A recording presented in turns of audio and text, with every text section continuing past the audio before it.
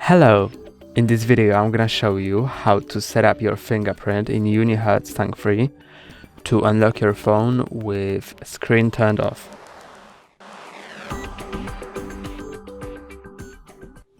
First, set up your fingerprint.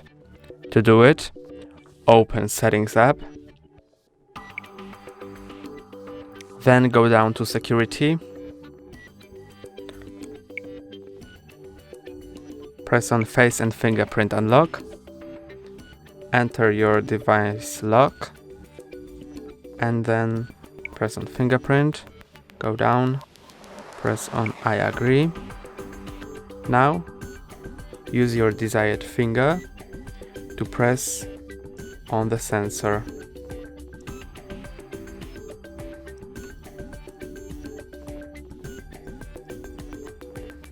If there's a pop-up saying area duplicate, that means you have to move your finger a bit.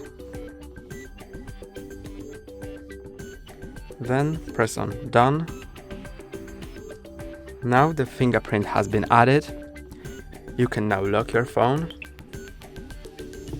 and unlock it when the screen is turned off. That's all for today. Don't forget to like and subscribe. See you next time.